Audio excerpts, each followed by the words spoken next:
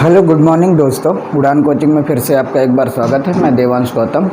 आइए आज मैं 24 अगस्त में जितने भी क्वेश्चन आए हुए हैं मैथ के रेलवे ग्रुप डी में यानी आरआरसी ग्रुप डी का, उसी का आज पेपर एनालिसिस फिर से मैं लेकर आया हूं।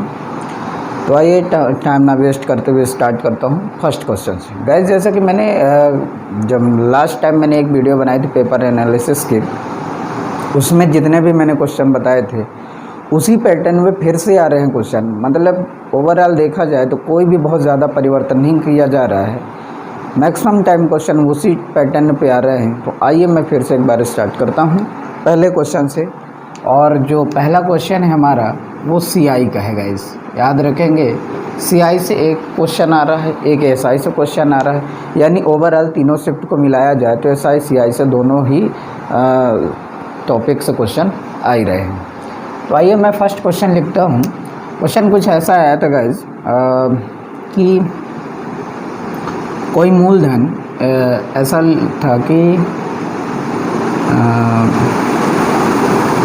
चक्रवृद्धि ब्याज की दर से चक्रवृद्धि ब्याज की दर से 1,000 रुपये पर चक्रवृद्धि ब्याज की दर से 1,000 रुपये पर 2 वर्ष में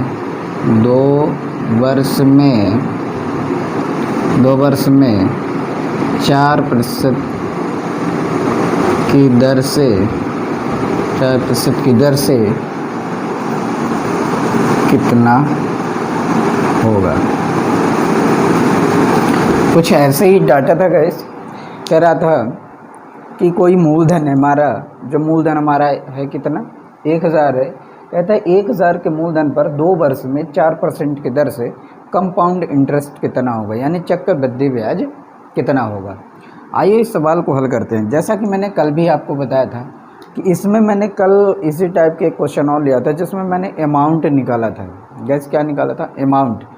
और आज मैं क्या निकाल रहा हूँ? सीआई। और ये प्रश्न पूछा गया है। कल भी इसी टाइप का क्वेश्चन मैंने दिया था, सेम ऐसे ही था। वो मूलधन में कुछ डाटा हेर फेर था, क्योंकि कल मतलब लास्ट टाइम जब भी मेरी एक वीडियो आई थी 22 अगस्त का, जब मैंने पेपर एनालिसिस किया था। तो आइए इसको सॉल्व करते हैं। और बड़ा ही आसान है गाइस। जैसे मैंने कहा कि जितना टाइम जितना दर दिया हो तो इसको तरीका होता लगाने का 4 + 4 + 4 × 4 डिवाइड बाई 100। एक तो ये तरीका है। दूसरा ये भी एक तरीका है गाइस कि जब भी ऐसा प्रश्न पूछा जाए, चक्रवृद्धि ब्याज पूछे जाए और टाइम और रेट ये दोनों आपको दे रखा हो, टाइम भी गिवन है और रेट ऑफ परसेंट आपको भी गिवन है, तो एक तो ये तरीका है सॉल्व करने का। दूसरा ये तरीका है कि इससे गुणा इतने बार जोड़ दिया जाए, ये जितना उतने बार इसको जोड़ दें तो कितना हो जाएगा। सिर्फ ये 2 साल के लिए याद रखेंगे। इस 2 साल के लिए जब आए तो ऐसा करना है। ये कितने बार है? 2 बार। तो इसको 2 बार जोड़ लें तो डायरेक्ट आपका हो जाए कितना? 8। फिर ये जितना इसका स्क्वायर कर दें, पॉइंट लगा क्या कर दें? स्क्वायर कर दें, तो ये क्या हो जाएगा? 8.16। आई होप कि मेरी बात आप समझ पा रहे होंगे। ये आपका रेट ऑफ इंटरेस्ट ओवरऑल क्या आ जाएगा? 2 साल का, यानी कंपाउंड इंटरेस्ट का ओवरऑल 2 साल का कितना इंटरेस्ट हो जाएगा? 8.16। क्योंकि जब भी मैं इसको सॉल्व करूँगा तब भी यहाँ से भी वही आएगा। 4 और 4 कितना हो जाएगा? 8। फिर प्लस मतलब पॉइंट ही होगा, और इसको इससे डिवाइड करेंगे तो कितना आ जाएगा? इस 0.16। आई होप की बात क्लियर हो गई होगी। बस कुछ नहीं करना था, इसी में आपको इसका परसेंट निकाल लेना था। यानी आपको क्या करना था? ओवरऑल आपको 8.16 आ गया परसेंट, तो 1,000 का 8.16% निकाल लेते गाइस। आपका आसान सा क्वेश्चन, और ये आपका आंसर आ जाता है 81.6। ये था आपका सीआई। आई होप कुछ ऐसा ही डाटा था गाइस। एग्जैक्टली मुझे याद नहीं है, लेकिन रेट ऑफ इंटरेस्ट इसी प्रकार से दिया हुआ था। तो आई होप की बात बिल्कुल समझ पाए होंगे। इस तरह जब भी सवाल आएगा, टाइम दिया होगा, रेट ऑफ इंटरेस्ट दिया होगा, तो जितने बार, यानी इस तरह के जब भी सवाल आएँ तो आपको क्या करना है? ये वाला फार्मूला याद कर लें, x + y + x y/100। यदि रेट ऑफ इंटरेस्ट अलग अलग भी हो जाए, पहले साल 4%, दूसरे साल 8%, तो इस कंसेप्ट में आप लगा के ओवरऑल निकाल सकते हैं। और टोटल प्रिंसिपल में जो भी रेट ऑफ इंटरेस्ट इस प्रकार है उसका निकाल के आप CI जल्दी से फाइंड कर सकते हैं। तो योर आंसर 18.6% नहीं है गाइस, ये CI है। ये क्या है आपका CI है, ये आपका CI 2 साल का CI 81.6%। आई होप कि ये बात क्लियर हो गई होगी।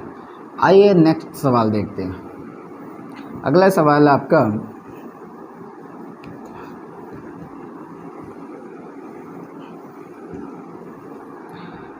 नेक्स्ट जो प्रश्न है आपका वो कुछ ऐसा लिखा हुआ है और सिंप्लीफिकेशन से आया हुआ सवाल है कि इफ, क्वेश्चन नंबर 2 है, इफ 7 का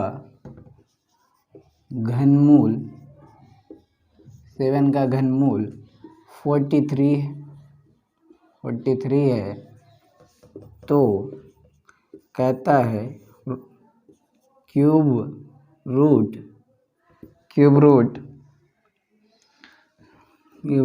79.507 प्लस क्यूब रूट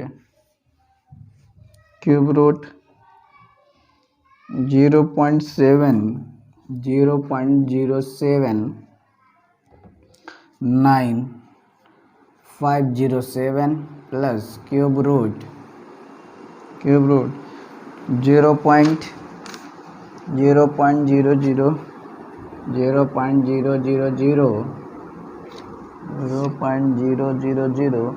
0.000795007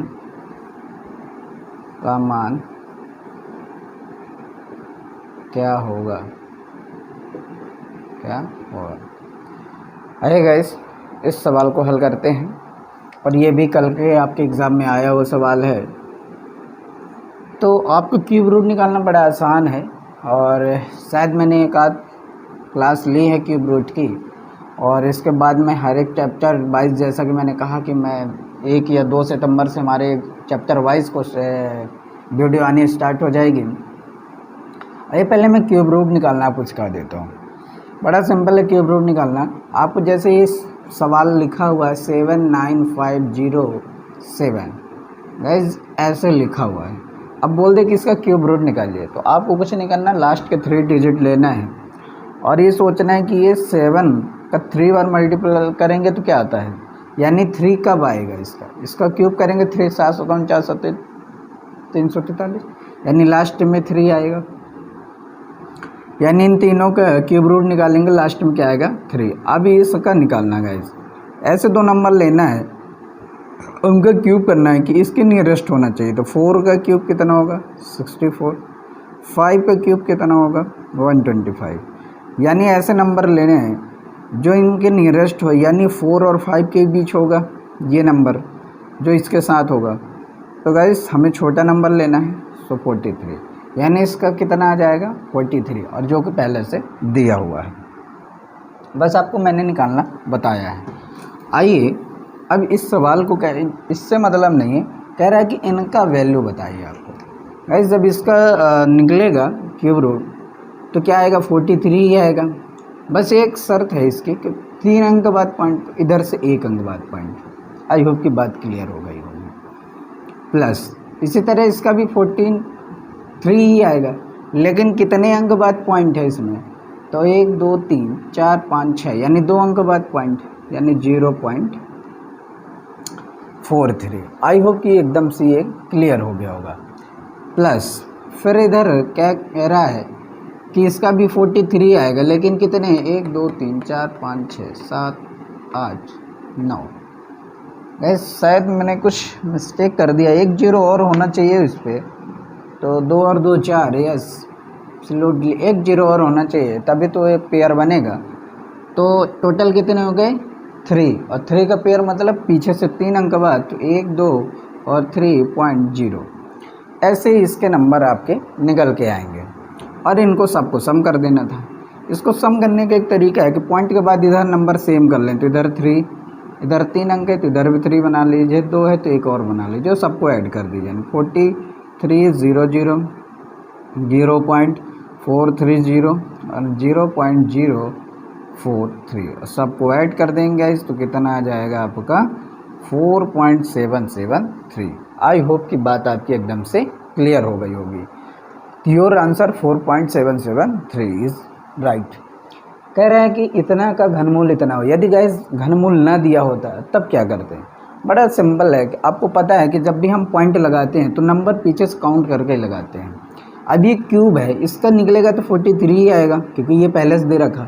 लेकिन इधर से आप देखें 1 2 3 अंक बाद है और क्यूब निकलेगा 3 नंबर्स का एक पेयर बनता है, तो बस 1 अंक बाद पेयर लगा देना। यहाँ 6 है तो 2 अंक बाद पेयर पॉइंट लगाना है, इधर 9 है तो 3 अंक बाद पॉइंट लगाना है। आई होप कि ये बात आपको एकदम से क्लियर हो गई होगी। आइए नेक्स्ट सवाल है, और ये भी आपके आज जितने भी मैंने क्वेश्चन लिए हैं सारे क्वेश्चन आए हुए हैं पेपर में, तो आप देखते जाइए कि कैसे प्रश्न आ रहे हैं आपके एग्ज़ाम्स में। और तीनों शिफ्ट के ओवरऑल मैंने प्रश्न लिए हैं, तो ध्यान रखेंगे। अगला क्वेश्चन था और बहुत ही अच्छा क्वेश्चन है। क्वेश्चन था सेमी सर्कल का पेरीमीटर निकालना। डायरेक्ट फार्मूला पूछ दिया था गाइस। क्वेश्चन नंबर 3 है, सेमी सर्कल मतलब अर्धवृत्त का परिमाप क्या होगा? परिमाप क्या होगी? अर्धवृत्त की परिमाप क्या होगी? तो जैसा गैस आपको पता है कि वृत्त है, ये क्या है? वृत्त है। यदि इसको काट दिया जाए, आधे से क्या कर दिया, काट दिया जाए, तो ये क्या बन के निकल के आ जाएगा? अर्धवृत्त आ जाएगा। ये क्या आ जाएगा? अर्धवृत्त। और परिमाप का मतलब क्या होता है? परिमाप का मतलब पूरा माप। तो आपको पता है कि जो परिमाप होता है, परिमाप यानी पेरीमीटर, जो क्या होता है? पेरीमीटर यानी परिमाप जो होता है पूरे वृत्त का, वो क्या होता है? 2πr। क्या होता है गाइस? 2πr। यदि अर्धवृत्त का परिमाप पूछा जाए तो क्या आ जाएगा? 2 से डिवाइड कर देंगे तो क्या आ जाएगा? πr। लेकिन इस सवाल में पूछा क्या गया था? पेरीमीटर ही पूछा गया था, तो क्या हो जाएगा? πr। लेकिन गाइस इसी में यदि आपसे एरिया पूछ लेता, सॉरी,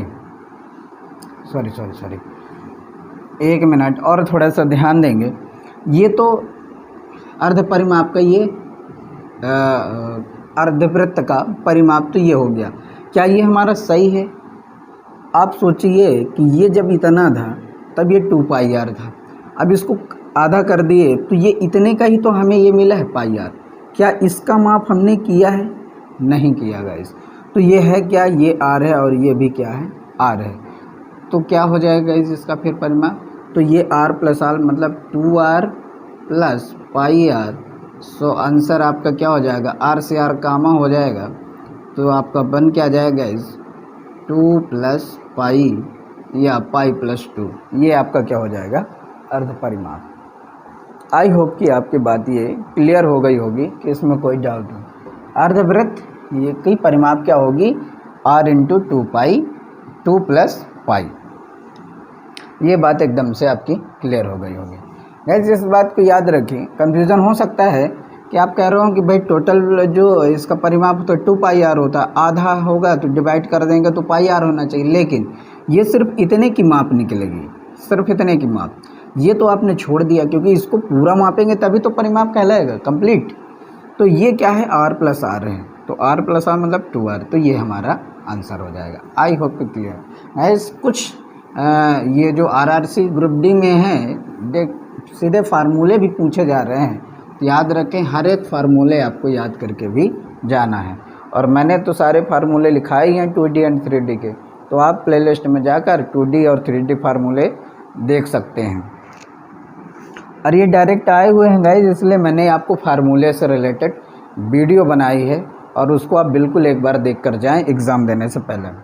आइए, अगला प्रश्न आया हुआ था आपका टाइम एंड वर्क से, और प्रश्न कह रहा था, ये मैं लिखता हूँ, क्वेश्चन नंबर 4 है और टाइम एंड वर्क से लिखा आया हुआ था कि यदि ए और बी मिलकर एक काम को 8 दिन में करते हैं, यदि ए और बी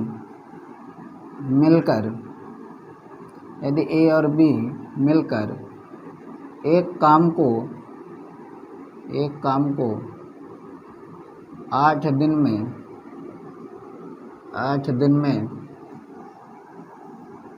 करते हैं, 8 दिन में करते हैं, बी और सी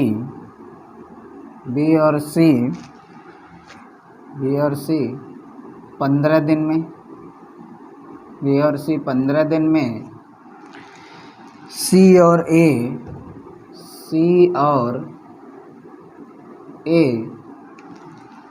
12 दिन में,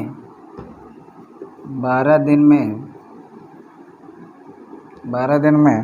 तो कहता है सी अकेला कितने दिन में काम करेगा? तो सी अकेला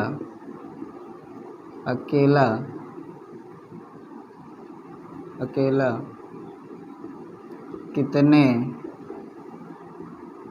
दिन में पूरा करेगा, यानी इसी काम को पूरा करेगा। ऐसा कुछ प्रश्न आया होता गाइस, कह रहा था कि ए और बी मिलकर एक काम को 8 दिन में कंप्लीट कर देते हैं, बी और सी मिलकर 15 दिन में कर सकते हैं, सी और ए मिलकर 12 दिन में कर सकते हैं। तो यदि सी अकेला उसी काम को करे तो कितने दिन में कंप्लीट हो जाएगा? आइए हल करते हैं। और बहुत ही आसान प्रश्न है गाइस, इस प्रकार का जब भी प्रश्न आए तो आपको ये मान लीजिए बोनस है, और बड़ा आसान है। आपको लिखना कैसे है, लिखने का मैं तरीका सिखाता हूँ कि ए प्लस बी मिलकर एक काम को 8 दिन में करते हैं, तो आप यहाँ डेज लिख लीजिए, आसान हो जाएगा। यानी आपको लिखने की बहुत ज़्यादा ज़रूरत नहीं होगी। बी और सी गाइस कितने दिन में करते हैं? बी और सी मिलकर 15 डेज़ में करते हैं। एंड सी और ए मिलकर इसी काम को कितने दिन में करते हैं? 12 डेज़ में काम करते हैं। तो क्या आपको काम पता है गाइस? नहीं पता है। यानी आपको काम कैसे मिले? तो एक काम करिए कि एक ऐसी नंबर लीजिए जो ये तीनों ही नंबर उस नंबर को डिविजिबल करती हो। तो वह कौन सी संख्या होगी? 60 होगी। ये कैसे पता होगा? ये जब आप करते रहेंगे प्रैक्टिस तो आ जाएगा। बाकी हम क्या किए, इन तीनों का एलसीएम ले लिया हमें, तो एलसीएम लेने से क्या आ गया? 60 आ गया। और यही एलसीएम ही एक ऐसी संख्या हो जाती है जो इन तीनों से डिविजिबल होती है। तो इसको इससे डिविजिबल करें, सॉरी, तो क्या ये 60 इससे डिविजिबल होता है क्या? नहीं, सॉरी 60 नहीं होगा। फिर इसका डबल कर देते हैं तो 120 हो जाएगा। अब ये हो जाएगा 8 एकम 8, 4 8 पंचे 40, बिल्कुल 8 एकम 8 और 8 पंचे 40। फिर 15 अट्ठे 120 और 12 दाहम 120। आई होप कि ये बात क्लियर हो गई हो। अब गाइस ये डेज थे, ए और बी 8 दिन में काम किए, तो एक दिन में कितना काम कर रहे हैं? 15। ये इनकी क्षमता है, यानी ये क्षमता है, एक दिन में इतना काम कर पाते हैं तो 8 दिन में इतना काम कर लेते हैं। साथ ही ये दोनों मिलकर एक दिन में 8 काम करते हैं, 15 दिन में इतना काम कर लेते हैं। इसी तरह ये दोनों 12 दिन में काम करते हैं, एक दिन में इतना काम करते हैं, तो 12 दिन में इतना काम कर लेते हैं। लेकिन प्रश्न ये है कि हमसे सी बस का पूछा है। अब हमें ए और बी और सी के इंडिविजुअल यदि एफिशिएंसी पता हो जाए, क्षमता पता हो जाए, तो हम सी का निकाल सकते हैं। लेकिन हमें यहाँ क्या है, सबकी डबल डबल दे रखी है, यानी ए बी के साथ दे रखा है 8। तो एक काम कर सकते हैं, इन तीनों को जोड़ दीजिए। इन तीनों को जोड़ेंगे तो 15 10 25 और 25 और 8 कितना हो जाएगा? 25 8 8 5 13 33, यानी 33 हो जाएगा। 33 क्षमता हो जाएगी। आई होप कि एकदम से क्लियर हो गया। 33 ये जब क्षमता होगी तो ये दो बार होंगे रिपीटेड, 1 2 B 2 C 2, यदि इन दोनों को डिविजिबल कर देंगे गाइस तो कितना आ जाएगा, 2 1 कम 2, 1 बचा 2 छिक्का 12, 1 बचा 2 पंचे 10। यानी A प्लस बी प्लस सी की जो क्षमता हो गई आपकी कितनी हो गई, 16.5। आई होप कि ये बात एकदम से आपकी क्लियर हो गई होगी। लेकिन हमसे सी की पूछ रखा है, तो आप देखेंगे ए और बी की दे रखा है कितना, 15। ए और बी की 15 दे रखा है, तो मैं यहाँ ए और बी की 15 सी की निकाल सकता हूँ। यानी मैं कह सकता हूँ सी इक्वल्स टू 16.5 माइनस 15। तो सी इक्वल्स टू कितना हो जाएगा, 16 में से 15 गए यानी 1.5। यानी ए सी की जो क्षमता है वो कितनी हो गई, 1.5। यानी सी जो है तो अकेला काम करे तो एक दिन में कितना काम कर पाएगा, 1.5। काम कराना कितना है, 120 काम कराना है। 120 काम कराना है, एक दिन में कर इतना पाता है तो उसको कितने दिन लगेंगे, तो आप बस भाग कर देंगे तो 15 × 120 यानी कितने दिन लगेंगे गाइस, 80 डेज। यानी सी अकेला यदि काम करेगा इसी काम को तो 80 दिन लग पाएंगे। आई होप कि ये बात एकदम से आपकी क्लियर हो गई होगी। तो ये भी आपका प्रश्न आसानी था और आया हुआ पेपर में है, और नोट डाउन आप कर लेंगे और प्रैक्टिस करते रहेंगे ऐसे सवालों की जिनके नेक्स्ट टाइम एग्ज़ाम होने जा रहे हैं। आइए अगला सवाल इसी कंसेप्ट इसी टॉपिक से फिर से आया हुआ सवाल है, और ये प्रश्न है आपका, कहता है कि ए 10 दिन में और बी 20 दिन में। ए क्वेश्चन नंबर 4 है, ए किसी काम को गाइज मैं ऐसे स्टेटमेंट नहीं लिखता हूँ, टाइम सेव हो जाएगा। मैं कुछ ऐसे लिखता हूँ, स्टेटमेंट आप समझते रहेंगे। मैं कहता हूँ कि ए किसी काम को 10 दिन में करता है, जबकि बी इसी काम को 20 दिन में करता है। ए 10 दिन में, बी 20 दिन में करता है, और कहता है कि ए और बी मिलकर इस काम को 5 दिन करते हैं। ए और बी मिलकर इस काम को 5 दिन करते हैं। कितने दिन करते हैं गाइस, 5 दिन तक करते हैं। 5 दिन तक करते हैं। तो आगे कहता है शेष कार्य कितने अंश बचेगा। जब गैस समझेंगे प्रश्न को, एक बार मैं फिर से समझा देता हूँ कि कैसा प्रश्न आया हुआ था। कह रहा था कि ए जो है किसी काम को 10 दिन में करता है और उसी काम को बी जो है तो 20 दिन में करता है। यदि ए और बी ने मिलकर इस काम को 5 दिन करते हैं तो शेष कार्य 5 दिन किए, अब इसके बाद जो शेष कार्य बचा वो शेष कार्य कुल कार्य का कितना अंश बचा, कुल कितना अंश बचा, यानी जो शेष कार्य बचा है वह कुल कार्य का कितना अंश कहलाएगा। गाइस मेरी बात समझिए, फिर से मैं बताता हूँ स्टेटमेंट क्या है। कहता है कि ए किसी काम को 10 दिन में करता है, बी उसी काम को 20 दिन में करता है, और अब कर तो सकते हैं लेकिन काम कैसा स्टार्ट किया उन्होंने, मिलकर काम करना स्टार्ट किया। यानी ए और बी ने मिलकर काम स्टार्ट किया और कितने दिन तक किए, 5 दिन तक। तो क्या काम कंप्लीट हो गया, नहीं हुआ है। क्यों नहीं हुआ, क्योंकि क्वेश्चन में कह रहा है कि 5 दिन तक ही किए, अभी शेष कार्य बचा हुआ है। तो वो कह रहा है जो शेष कार्य बचा है वो कुल कार्य का यानी टोटल वर्क का कितना अंश बचा, कितना भाग बचा। आइए इस सवाल को अब मैं हल करता हूँ। तो प्रश्न के अनुसार कि पहले तो हमें काम ही नहीं पता, तो मैंने जैसा कहा एलसीएम ले लीजिए तो बड़ा आसान हो जाएगा भाई। 10 और 20 का एलसीएम 20 आएगा, तो ये कितना आ जाएगा, 2 आ जाएगा। ये कितना आ जाएगा, 1 आ जाएगा। यानी ए की क्षमता 2 है और बी की क्षमता 1 है। अभी ये दोनों मिलकर 5 दिन तक काम करते हैं। गाइस बात समझिएगा, एक दिन में ये कितना कर पाता है, 2 काम। ये एक दिन में कितना कर पाता है, 1 काम। दोनों मिल जाए तो एक दिन में कितना काम होगा, 3 काम। ये काम करते कितना है, 5 दिन तक। एक दिन में 3 तो 5 दिन में कितना हो जाएगा, 15। आई होप बहुत अच्छे से ये बात आपकी क्लियर हो गई। यानी दोनों ने मिलकर 5 दिन तक काम किया तो 15 काम कंप्लीट हो गया। काम कितना था, 20, 15 हो गया, बचा कितना, 5। किस पे, 20 पे। तो 5 एक कम 5, 5 चौका 20, यानी कितना अंश बच गया गाइस, 1/4 भाग। तो your answer will be 1/4। I hope कि एकदम से ये बात भी क्लियर हो गई होगी। तो ये भी आपका प्रश्न आया था, बहुत अच्छा प्रश्न था। आइए अब नेक्स्ट प्रश्न देखते हैं। प्रश्न नंबर 5 है, और इस तरह के मिसलेनियस टाइप से प्रश्न आ रहे हैं तो गाइज आप बिल्कुल प्रैक्टिस करते रहेंगे जिनके नेक्स्ट टाइम प्रश्न पेपर हैं। आइए अगला सवाल, ये लास्ट टाइम मैंने एक वीडियो बनाई थी HCF से और सेम पैटर्न पे आया हुआ क्वेश्चन है। आइए मैं दिखाता हूँ क्वेश्चन क्या था। कह रहा है 41, 47 एंड 53, 41, 47 एंड 53 तीन संख्याएं हैं। तीन ऐसा लिख देते हैं गाइस,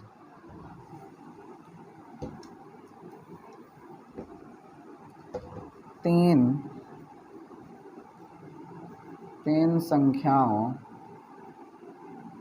संख्याओं का अनुपात, तीन संख्याओं का अनुपात 41 रेशियो 47 रेशियो 53 है। 41 अनुपाते 47 अनुपाते 53 है तथा इनका HCF 4 है, HCF 4 है तो संख्याएं होंगी, तो संख्याएं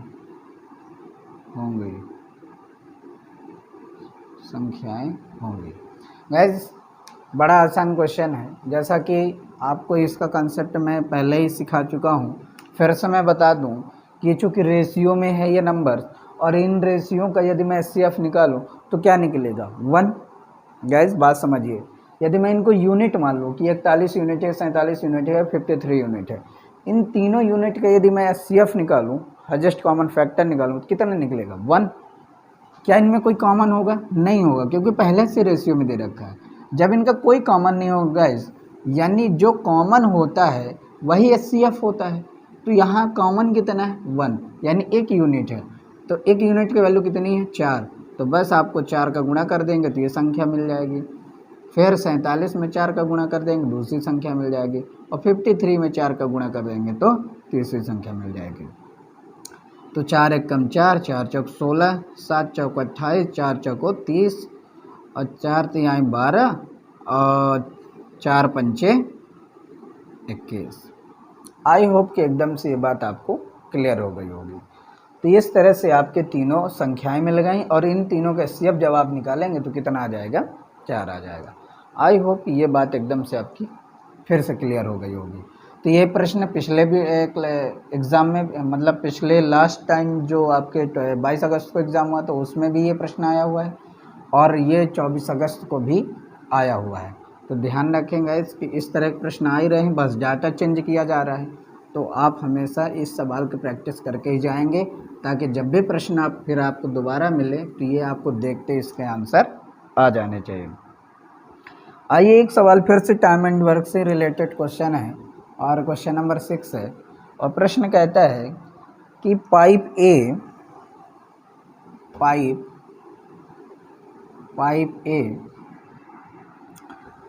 किसी टैंक को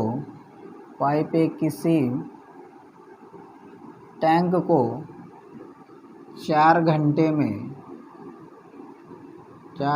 में भरता है। पाइप ए किसी टैंक को 4 घंटे में भरता है तथा पाइप बी उसे 6 घंटे में भरता है। 6 घंटे में भरता है। फिर कहता है यदि एक घंटे के लिए छोड़ा जाता है, यदि इन्हें क्रमशः एक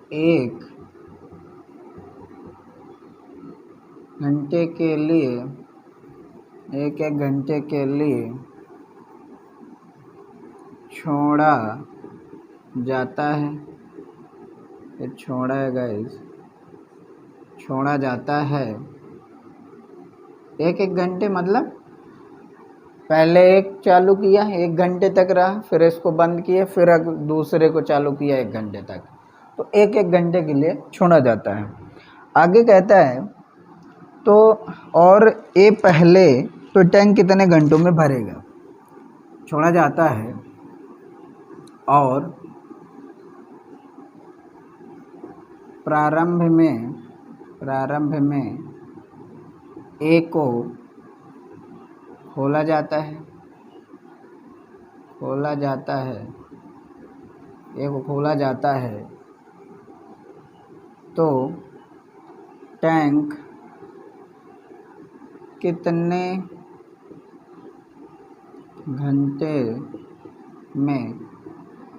घंटे में भर जाएगा।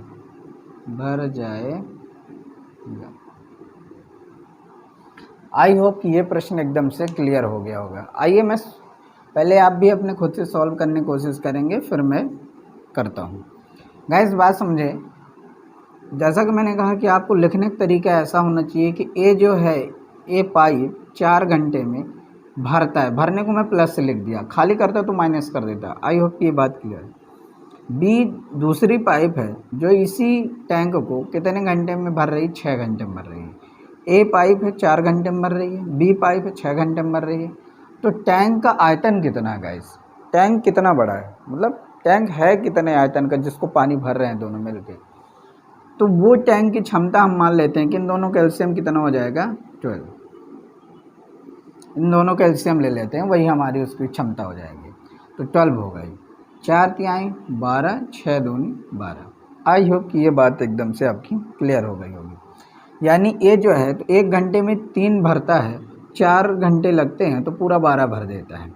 इसी प्रकार बी जो है 1 घंटे में 2 लीटर पानी भरता है, ऐसा समझ ले, तो 6 घंटे में पूरा 12 लीटर पानी भर देता है। और टैंक में टोटल कितने लीटर पानी आ रहा है, 12 लीटर आ रहा है। अब बात समझे गाइस, जब ये पाइप चालू की जाती है तो 1 घंटे तक चलता है, यानी 3 लीटर ये भर देता है। इसके बाद इस पाइप को बंद कर दिया जाता है, फिर अगले किसको चालू किया जाता है, बी को, क्योंकि वो यही कह रहा है कि यदि इन्हें क्रमशः 1-1 घंटे के लिए छोड़ा जाता है। 1-1 घंटे छोड़ने का मतलब होता है 1 घंटे इसे चलाओ, फिर इसे बंद कर दो, अगले घंटे इसे चलाओ, फिर इसे बंद करो, तो फिर इसको चालू करो, अल्टरनेट ये ऐसा क्रम चलता रहता है। तो मैं कहता हूँ 1 घंटे में 3 भरता है, 1 घंटे में कितना भरता है, 2 भरता है, यानी टोटल कितने घंटे हो गए, 2 घंटे में 5 लीटर दोनों मिलकर भर देते हैं। आई होप कि ये बात क्लियर हो गई। ये आपका आर्स है और ये आपका लीटर है, लीटर मतलब ये पानी। मैं ये कहता हूँ कि 2 घंटे में 5 लीटर पानी भरा जा रहा है, 2 घंटे में 5 लीटर पानी भरा है, भरना कितना है 12। तो इसके नियरेस्ट इसको लाइए, ऐसे कौन से नंबर का इसमें मल्टीप्लाई करें किसके नियरेस्ट आए, तो 2 ही करें, क्योंकि 3 में तो 15 अधिक हो जाएगा, तो 2 करते हैं, तो 5 दूनी 10, तो फिर इसमें भी 2 का आप गुणा कर दें, 2 दूनी 4, यानी 4 घंटे में 10 लीटर पानी भरा जा चुका है। 4 घंटे में 10 लीटर पानी भरा जा चुका है। अब अगला जो पानी भरा जाएगा तो कौन सा चालू होगा, ये वाला चालू होगा, क्योंकि 2 घंटे जब होते हैं तो लास्ट यहाँ होता है, बात समझ पाए। अगला अब ये चालू होगा, अब 10 लीटर हो गया, कितना बचा 12, ये घंटे में कितना 3 भर देता है, लेकिन हमें 3 भराना नहीं है, बात समझ पा रहे।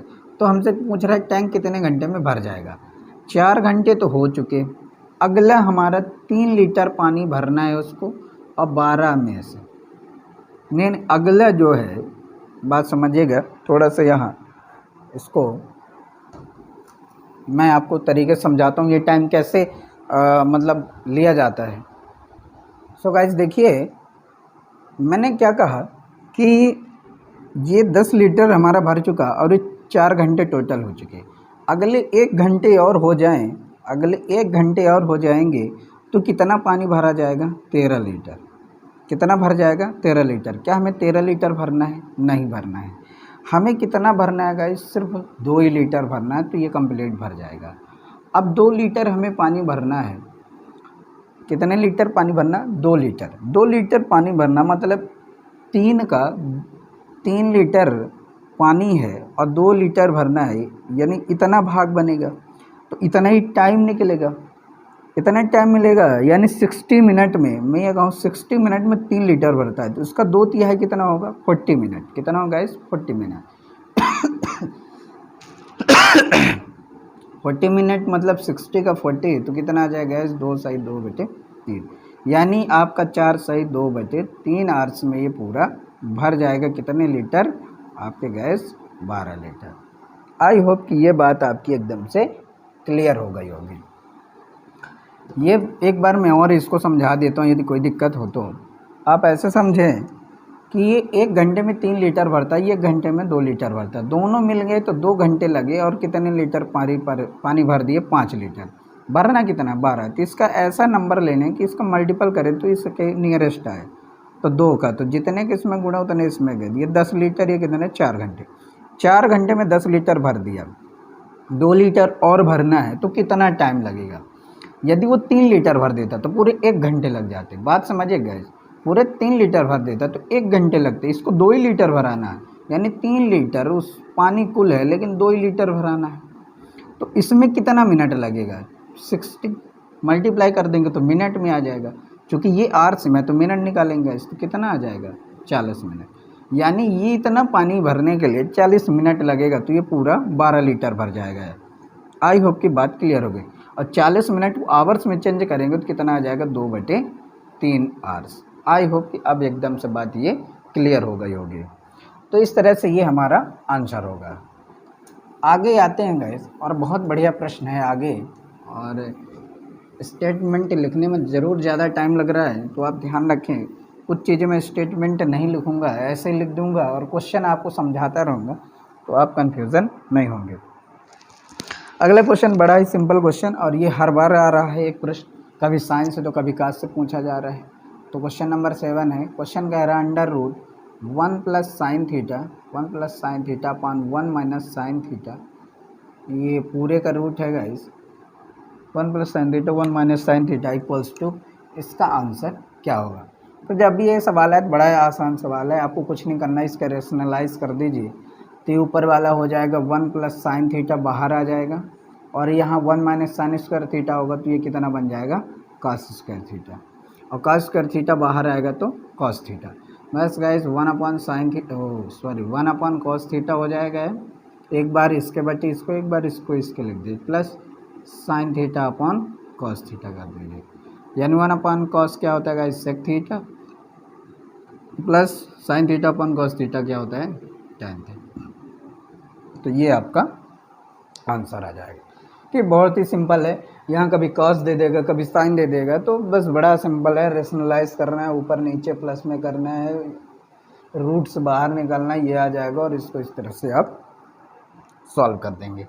आई होप कि ये बात एकदम से आपकी क्लियर हो गई होगी। आइए नेक्स्ट सवाल देते हैं, और टाइम एंड वर्क से बहुत अच्छे अच्छे प्रश्न बनाए जा रहे हैं गाइस। एक सवाल पुनः आपका टाइम एंड वर्क से ही प्रश्न है, और इस बार मैं स्टेटमेंट कुछ इस प्रकार लिखूंगा, आप समझने का प्रयास करेंगे, क्योंकि यदि स्टेटमेंट लिखने में लगेंगे तो बहुत टाइम हो जाएगा। कहता है कि ABC एक कार को क्रमशः 24, 30 और 40 दिन में कर सकते हैं। ए कितने दिन में कर रहा है, 24 दिन में, बी कितने दिन में कर रहा है, 30 दिन में, और सी कितने दिन में कर रहा है, 40 दिन में। आई होप कि अब आप स्टेटमेंट हमारी बहुत अच्छा समझ पाए होंगे। ए एक काम को 24 दिन में, बी 30 दिन में, और सी 40 दिन में कर सकते हैं। आगे कहता है इन्होंने साथ में काम करना प्रारंभ किया, किंतु सी ने कार्य को पूरा होने से 4 दिन पहले छोड़ देता है।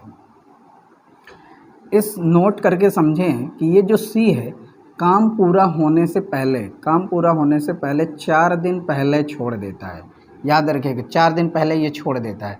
तो कहता है यदि 4 दिन छोड़ दिया, तो कहता है कि कार्य कितने दिनों में पूरा किया जाएगा, कार्य कितने दिनों में पूरा किया जाएगा। जब भी ऐसे सवाल आएँ कि कोई इन तीनों में से कोई एक दिन पहले छोड़ दे, 2 दिन पहले छोड़ दे, तो आप उसको छोड़ने मत दीजिए, उसको पकड़ के रखिए, उसको कहिए कि तुम एक काम करो, पूरा काम करो, तभी तुम्हें हम जाने देंगे, वरना नहीं जाने देंगे। और यदि पहले कोई छोड़ रहा है, काम शुरू हुआ, कुछ दिन किया और छोड़ दिया, तो उस जितने दिन वो काम करे उसके क्षमता से उस काम को बाहर कर दें। लेकिन यदि कोई अंत से 2-3 दिन पहले छोड़े, तो उसको पकड़ के रखना है, उसको जाने नहीं देना है। आइए सॉल्व करते हैं।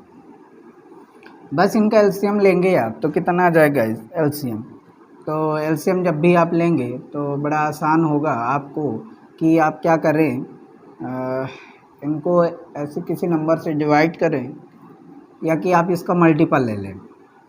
एक तरीका और है एलसीएम निकालने का, इसकी जो बड़ी संख्या है इसको मल्टीपल लेते जाएं और देखिए इनमें से कौन से में से ये विभाजित होता है। तो 40 दूना 80, 80 में से ये नहीं विभाजित करेगा। 120, 120 में से क्या ये विभाजित हो जाएगा? हाँ गाइस बिल्कुल। तो अपना अपना तरीका है। इसको मैं 3 बार किया तो कितना आ गया? 120। अब देखिए ये तो 120 को करेगा ही, ये भी कर देगा, और ये तो आप इसमें 5 के गुणा कर देंगे तो 5 चौको 20, 5 दूनी 10, 2 12। यस, मतलब आप समझ पाए होंगे एलसीएम निकालने का तरीका। अब आप क्या करेंगे, इसका इससे डिवाइड करेंगे तो 5 आएगा, इसको इससे करेंगे तो 4 आएगा, और इसको इससे करेंगे तो 3 आएगा। अब बात बहुत क्लियर हो गई।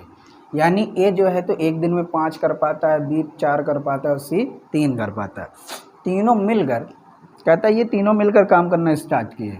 तीनों मिल के काम किए मतलब कितना? 5 4 9 3 12, यानी एक दिन में वो मिलकर कितना काम किए? 12 काम किए। काम कितना कराना है? काम कितना कराना है गाइस? काम कराना है इनसे 120। लेकिन एक समस्या ये हो गई कि ये 4 दिन पहले छोड़ दिया। तो मैंने जैसे कहा, ये जो व्यक्ति भाग रहा है इसको पकड़ के रखिए, इसको जाने नहीं देना है। तो क्या है, ये 4 दिन पहले छोड़ रहा है ना, एक दिन में कितना काम करता है? 3, तो 4 दिन में कितना करेगा? 12, यानी 120 में 12 और आप जोड़ देंगे तो कितना हो जाएगा आपका? 132। अब आपका टोटल काम 132 हो गया।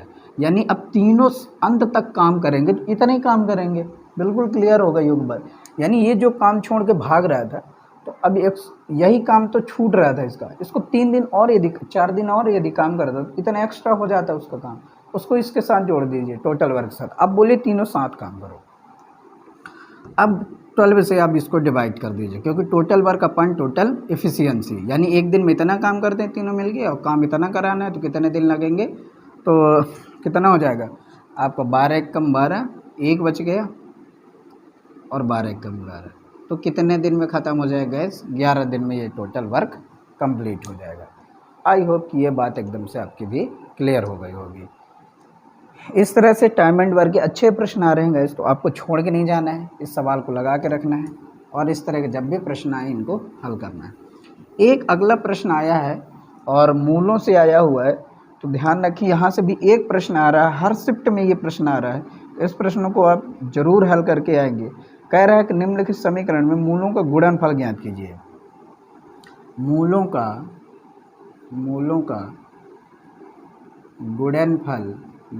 गुणनफल ज्ञात कीजिए। मूलों का गुणनफल ज्ञात कीजिए। कह रहा है 3a² x² plus 3a² x² plus 8abx plus 4b² equals to 0। कह रहा है कि इसके मूलों के गुणनफल ज्ञात कीजिए। गैस बड़ा सिंपल है, इसको भी निकालना। तो आप एक चीज़ याद रखें, मूलों का योगफल और गुणनफल आपको याद होगा।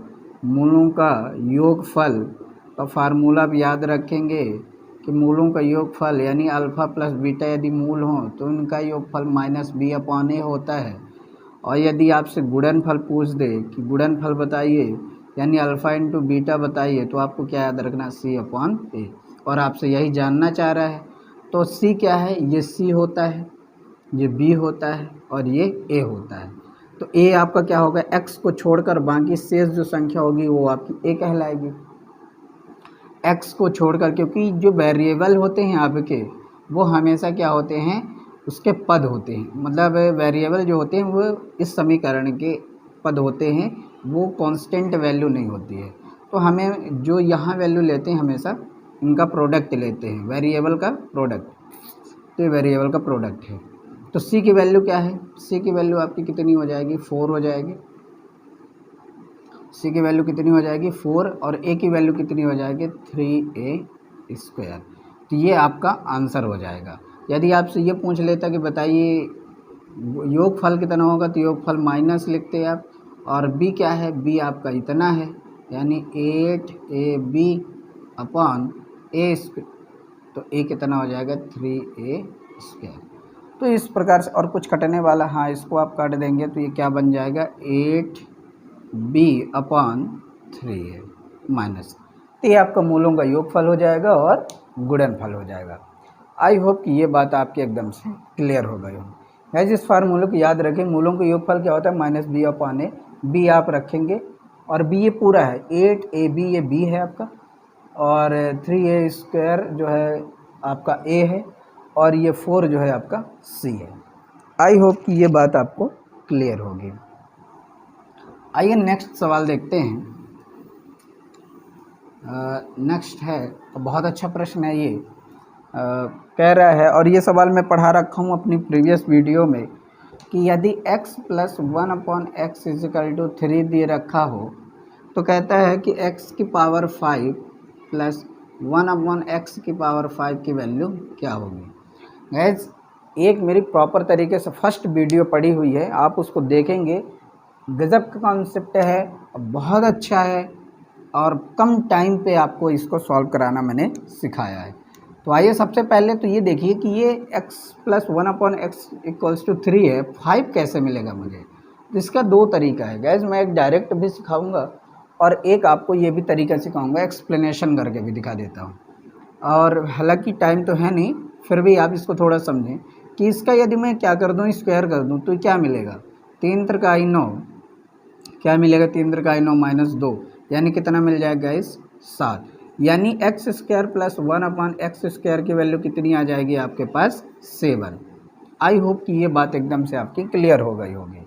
अब इसी तरह x³ + 1/x³ की वैल्यू कैसे, मैं सब कुछ सिखाया हूँ, आप देख सकते हैं जाके वहाँ। इसकी वैल्यू क्या होगी, इसका क्यूब माइनस थ्राइस कर देंगे, इसका क्यूब करेंगे तो कितना आएगा गाइस, तो 27 आ गया, 27 में 9 घटा देंगे तो 18 आ जाएगा। तो ये वैल्यू किसकी हो जाएगी x³ + 1/x³ की।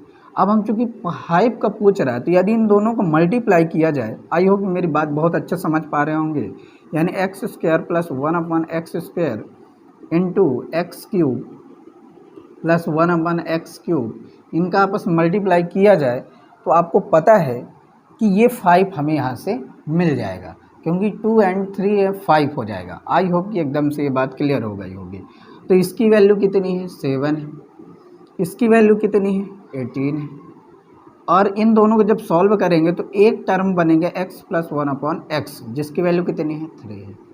बस गैस इसका आपस में गुणा कर देना, तो 18 7 कितना होता है 126 होता है कि नहीं होता है गैस, तो 126 और -3, तो your answer will be 123। I hope कि एकदम से बात क्लियर हो गई होगी। यदि आपको और भी बहुत अच्छे से देखना है तो मेरी प्लेलिस्ट में जाइए और फर्स्ट वीडियो या सेकंड वीडियो पढ़ी अलजेब्रा की 2-3 ठो, तो आप देखिए बहुत अच्छे से कॉन्सेप्ट सिखाया गया कैसे इसके सॉल्यूशन आते हैं। तो इसका आंसर कितना आ गया 123। आइए नेक्स्ट सवाल देखते हैं, और बहुत अच्छा प्रश्न है था ये विदिन सेकंड वाले सवाल थे। तो जब भी ऐसे 5 वाले आएँ तो आपको क्या करना है, स्क्वायर इंटू क्यूब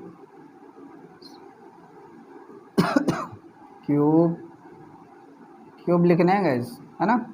मतलब ऐसे समझे कि जो भी गिवन एक्सप्रेशन होगा, जो प्रश्न है वो है आपका 0.63 बार प्लस 0.37 की पावर इक्वल्स टू 1। गाइस इस सवाल को सभी हल करेंगे, इसके बाद सलूशन देखेंगे और चेक करिए कि कितने लोगों का सही है।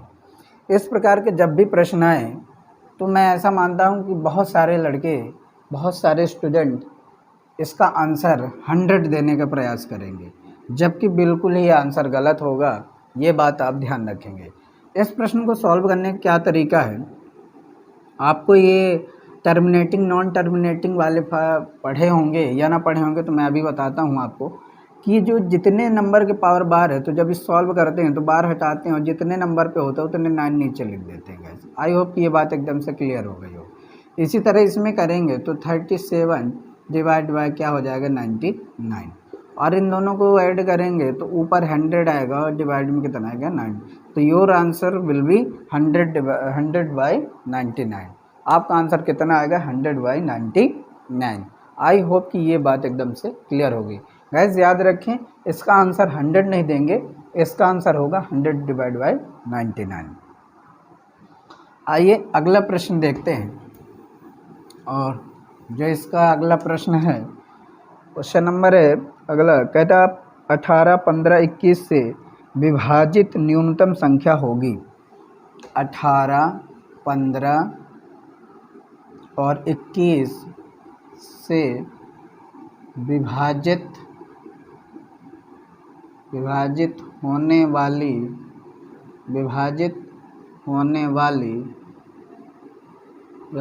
वाली न्यूनतम संख्या कौन सी है? आइए इस सवाल को हल करते हैं। जब भी इस प्रकार के प्रश्न आए तो आपको सबसे पहले ये सोचना होगा कि इनका एलसीएम क्या लिया जाए। तो जैसा मैंने बताया गया, इसके दो तरीके हैं इसके एलसीएम निकालने के। एक तो फैक्टर करिए, तो हो सकता है फैक्टर करने में किसी का जल्दी से कैलकुलेशन चलता हो और किसी का टाइम लग जाता हो। तो मैंने दो तरीके बताए। एक तो बड़ी वाली संख्या उठाओ, उसका मल्टीप्लाई ढूंढते रहो, इसको 2 करो, 3 करो, फिर इनको भी चेक करो क्या वो उससे डिविजिबल हो रही है कि नहीं हो रही।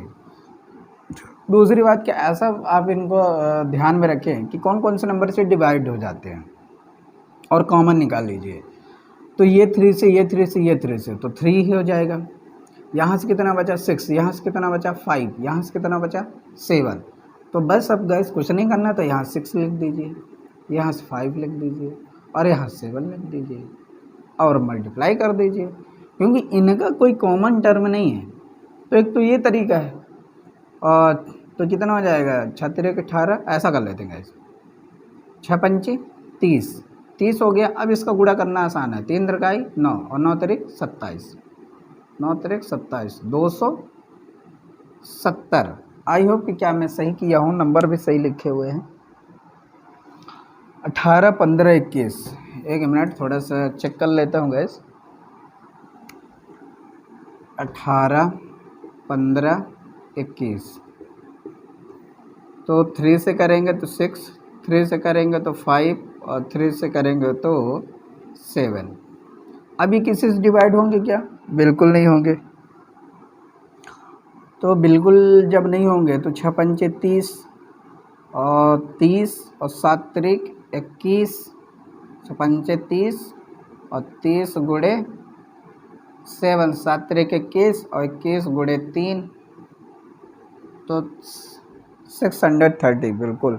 तो कुछ मिस्टेक हो रहा था मल्टीप्लाई करने पर, मैंने कुछ गलत मल्टीप्लाई कर लिया था क्या, यानी 3 इंटू 6 इंटू 5 इंटू 7। तो 6 5 30 और 3 3 9 करना था, शायद मैंने 6 कर दिया था, कुछ गड़बड़ हो गया था। 6 5 30 और 3 3 9 और 9 3 9 3 क्यों कर रहा है, 7 करना है, तो 7 नहीं है, यानी 630 your will be answer. I hope clear. तो वह सबसे छोटी संख्या 630 होगी जो इन तीनों से क्या होगी, विभाजित होगी। इससे कोई भी एक भी छोटी संख्या इससे नहीं होगी जो इन तीनों से विभाजित हो। आई होप कि ये बात एकदम से आपकी क्लियर हो गई। आइए एक सवाल फिर से फार्मूला से आया हुआ है, एकदम से फार्मूले क्वेश्चन आ रहे हैं गाइस, डायरेक्ट फार्मूले पूछे जा रहे हैं। तो क्वेश्चन कह रहा है, क्वेश्चन नहीं है डायरेक्ट फार्मूला है कि a प्लस बी का whole square minus a minus B का होल स्क्वायर इक्वल्स टू क्या होगा।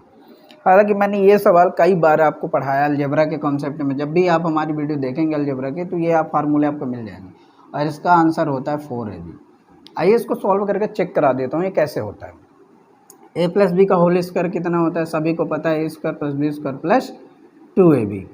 साथ ही इसका क्या होता है गाइस, तो माइनस लिखे रहेंगे, तो इसका आप भी बताएंगे a square plus B square minus 2ab। लेकिन आप जैसे ही इसका ब्रैकेट ओपन किए तो ये प्लस वाले क्या हो जाएंगे गाइस, माइनस हो जाएंगे। ये कैंसिल हो जाएगा इससे, ये प्लस तो कितना आ गया 4ab। तो आई होप कि बात एकदम से क्लियर हो गई होगी। और डायरेक्ट फार्मूले पूछे जा रहे हैं तो फार्मूले बिल्कुल आपको याद ही करके जाना है, क्योंकि ये ग्रुप डी है, RRC डी है, ये कोई बहुत बड़ा एग्ज़ाम नहीं है।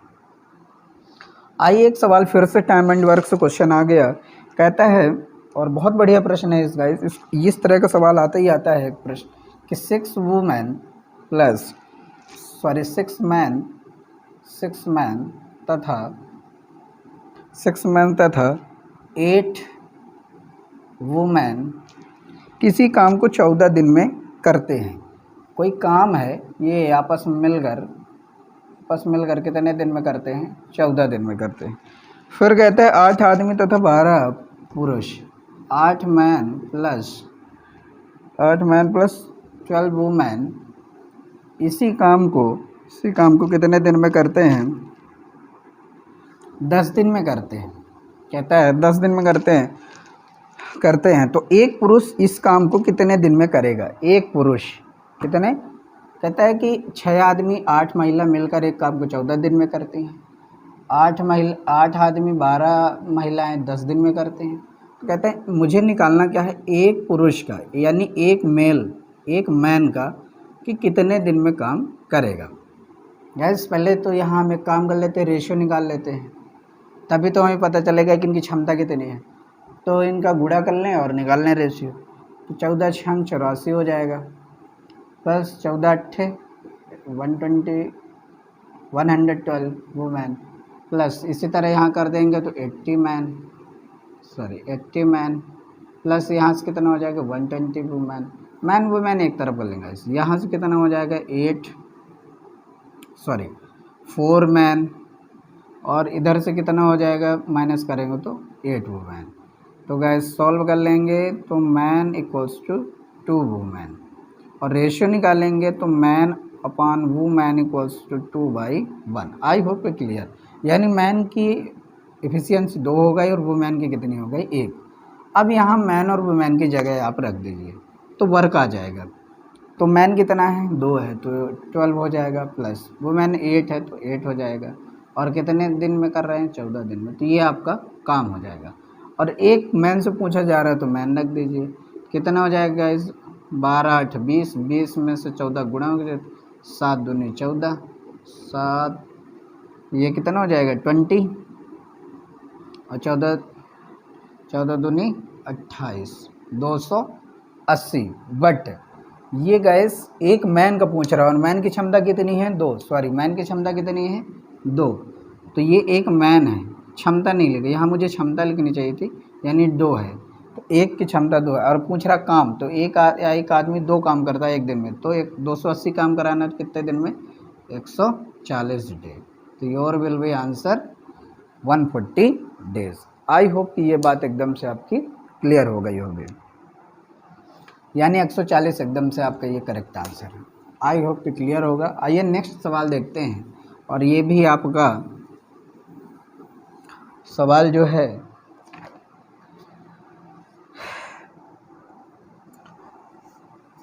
कंटिन्यूटिव प्रोपोर्शन से आया हुआ है। कहता है 240 रेशियो क्या होगा, एंड कहता है समानुपाते 720 रेशियो 3। कहता है x की वैल्यू क्या होगी। तो बड़ा आसान है, जैसा मैंने बताया कि इस तरह का सवाल निकालने के लिए थोड़ा सा आपको अवेयर होना है, बहुत ज़्यादा एफर्ट नहीं है। इसको x मान लेंगे तो ये हो जाएगा 720 डिवाइड बाई 3। बस गाइस कुछ नहीं करना, 0 से 0 काट दो आप, 24 तिहाई 72 होता है, 3 से 3 काट दो, x की वैल्यू 1 आ जाएगी। आई होप कि बात एकदम से क्लियर होगी। 24 तिहाई 72 होता है कि नहीं होता है? 3 का गुणा करेंगे तो कितना आएगा आपका? 3 चौको 12 और 3 दूनी 6 और 1 7, बिल्कुल। तो ये 24 तिहाई 72, x की वैल्यू कितनी आ गई? 1। I hope clear. तो योर आंसर इज़ 1। तो इस तरह के भी प्रश्न आ रहे हैं, तो इन सवालों को भी आप लगा के जाएंगे। आइए नेक्स्ट प्रश्न देखते हैं जो सवाल आया हुआ है, और ये सिंप्लीफिकेशन से आया हुआ प्रश्न है। कहता है 15 + 8 × 4 - 30 divide by 5। I hope guys कि इस प्रकार के प्रश्न जब भी आते हैं तो आपसे बन ही जाएगा और सॉल्व भी कर लेंगे। तो आइए मैं एक बार सॉल्व भी कर देता हूँ। तो बड़ा आसान है, 5 × 6 = 30, 8 × 6 = 32, 32 में 6 गए 28, 28 और 15 कितना हो जाएगा आपका? 43। तो your answer will be 43। I hope कि ये भी आंसर आपको एकदम से क्लियर हो गया होगा। गाइस आइए नेक्स्ट सवाल देखते हैं, और ये एवरेज से आया हुआ सवाल है। और क्वेश्चन है 7, 11, 15, x, 14, 21, 25 का औसत 15 है। औसत 15 है तो x की वैल्यू क्या होगी। जब भी इस प्रकार सवाल आएंगे तो मैंने बताया था कि दो तरीके से हल करते हैं। एक तो वो कि इनके बीच इंटरवल सेम हो तो हम लास्ट फर्स्ट डिवाइड बाई 2 कर लेते हैं, लेकिन यदि ऐसा नहीं है तो आपको क्या करना होगा, सबको जोड़ना